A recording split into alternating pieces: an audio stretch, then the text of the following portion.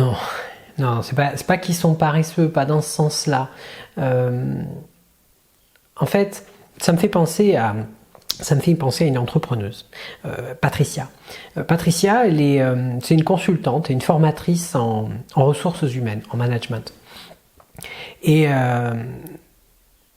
donc c'est vrai qu'elle est en recherche un petit peu de formation, d'atelier. Elle a un petit peu un monde idéal qui est comment est-ce que je vais pouvoir servir au mieux mes clients. Elle cherche à produire un super service, une super formation, de super ateliers. Donc elle est là derrière son bureau et puis elle met en place plein de choses. Elle rêve de produire la solution parfaite. Et la problématique auquel elle est confrontée, eh bien, c'est que du coup, elle n'agit pas. Et ça, c'est le problème du péché de paresse.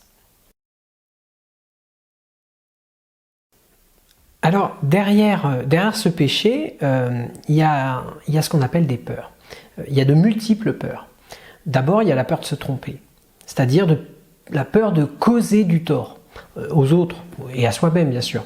Ça, c'est directement lié à la pression du choix. Parce qu'il y a beaucoup d'entrepreneurs qui me disent choisir, c'est renoncer. Et donc du coup, en renonçant, je prends le risque de me tromper, de ne pas prendre la bonne solution, de ne pas prendre la bonne direction. Donc cette peur de se tromper fait que on peut se retrouver à rester derrière son bureau et à chercher, à se documenter et finalement à ne pas agir. Il y a une autre peur derrière aussi qui découle, la peur de se tromper, c'est la peur d'échouer bien sûr, et toutes les conséquences que ça peut avoir. C'est-à-dire le regard des autres sur soi-même, mais même son propre regard qu'on peut avoir sur soi-même et sur ses compétences et sur sa légitimité. Ça renforce là encore le syndrome de l'imposteur s'il est déjà connu, ressenti par l'entrepreneur. Du coup, par cette peur de se tromper, cette peur d'échouer, ce rapport aux autres qui risque d'être abîmé, on va dire en quelque sorte, par le fait qu'on se trompe, fait que on est encore une fois derrière son bureau à chercher, à trouver la solution parfaite. Parce que si on se trompe et si on échoue, alors il y a une autre peur derrière, c'est la peur de ne plus oser, la peur de ne plus essayer, la peur de ne plus avoir confiance en soi. Et ça, c'est lié aussi à une perception de soi qu'on a qui est limitante. C'est-à-dire que, alors c'est une vision peut-être un peu caricaturale, mais que j'aime bien, de Martin Latulippe, qui dit d'un côté il y a le soi actuel et de l'autre il y a le soi exponentiel. C'est-à-dire le soi actuel, c'est ce qu'on s'est défini, la façon dont on s'est défini, d'après ce qu'on a dit de nous. Alors ça peut être les parents, ça peut être les amis, ça peut être les patrons, etc., etc. On a défini une certaine perception de soi qu'on a, et cette perception, elle est limitée. Elle est limitée finalement au regard des autres. Et le soi exponentiel, c'est tout ce qu'on pourrait devenir si on acceptait à un moment donné d'agir et d'aller au-delà de cette perception limitée qu'on a de soi-même. Et toutes ces peurs, finalement, nous enferment dans ce soi un petit peu limité et nous empêche d'aller plus loin.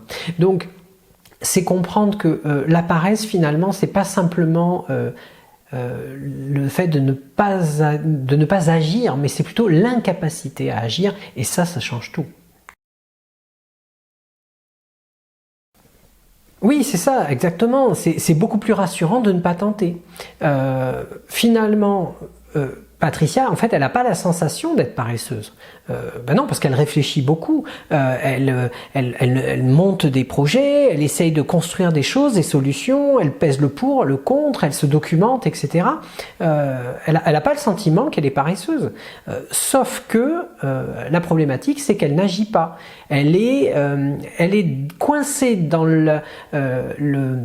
le fait que tout doit être impeccable, tout doit être parfait, et il y a donc une grande difficulté de passer à l'action, parce qu'elle sera forcément déçue du résultat.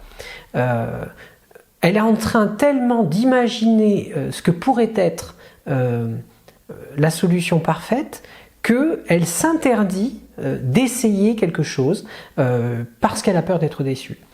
Et le risque derrière, c'est que bien sûr, en n'agissant pas, eh ben, elle n'aura pas de feedback, elle ne va pas avoir de retour de ses clients qui vont donc finalement l'empêcher d'atteindre cette solution qui serait optimale. Et c'est d'ailleurs l'effet pervers, c'est-à-dire qu'elle souhaite obtenir une solution parfaite, mais finalement, en n'agissant pas, eh bien, elle a très peu de chances d'y arriver. Parce que la solution parfaite, c'est pas pour elle qu'elle doit être parfaite, c'est pour ses clients. Et pour qu'elle soit parfaite pour ses clients, il faut qu'elle ait du feedback. Et donc pour ça, il faut qu'elle essaie de lancer des choses. Et ça, c'est super important à comprendre. Alors, les pistes, j'en ai dévoilé quelques-unes, je les ai amorcées, mais si on devait vraiment les lister, d'abord, c'est comprendre l'importance du premier pas. C'est-à-dire que Patricia doit s'autoriser, doit s'octroyer des premières tentatives. Même si elles sont pas parfaites, même si elles sont pas comme elle les aurait souhaitées, c'est pas grave. L'objectif, c'est d'amorcer les choses, c'est de démarrer. Et ça, c'est super important à comprendre. C'est-à-dire que Patricia doit faire au lieu de parfaire. En agissant, en lançant les premiers produits, les premiers services, les premières solutions, elle va créer de nouvelles rencontres, elle va créer de nouvelles idées, elle va peut-être trouver de nouvelles ressources, de nouvelles opportunités.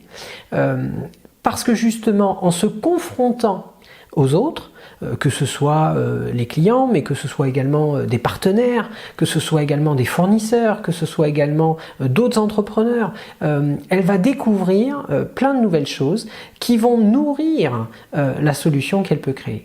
Et c'est pas toute seule derrière son bureau ou toute seule derrière son atelier qu'elle va trouver ça.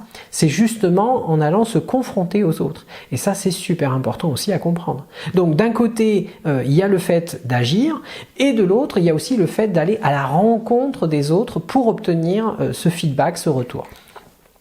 Et c'est aussi, j'ai envie de dire, un changement d'état d'esprit. C'est-à-dire que plutôt d'avoir, parce que souvent quand même dans ce côté du péché de la paresse, il y a ce qu'on appelle des profils experts, c'est-à-dire des entrepreneurs qui créent leur activité parce qu'ils savent. Ils bâtissent ça sur une zone d'expertise, sur un métier qu'ils connaissent très très bien, et donc du coup ils partent dans ce perfectionnisme de la solution magnifique, quoi. Et ça, c'est une erreur. Je pense qu'au contraire, il faut changer l'état d'esprit, il faut plutôt adopter une méthode start-up, on va dire. Alors, je ne suis pas forcément fan de la mouvance start-up, mais ce que je trouve intéressant par contre, c'est dans leur état d'esprit, c'est-à-dire, c'est Eric Ries qui a modélisé ça avec le tester, mesurer, apprendre. Test, measure and learn, parce que c'est la meilleure façon pour obtenir une solution qui soit orientée client. C'est-à-dire qu'on favorise l'agilité, on ne s'attache pas à telle ou telle chose, et surtout on est focalisé client, et ça c'est quand même, je pense aujourd'hui, la meilleure solution pour trouver un produit ou un service qui se vende. Alors j'aime bien les citations parce qu'elles permettent d'être inspirantes en peu de mots. Et si on devait résumer tout ça, je donnerais une citation de Walt Disney qui est la suivante.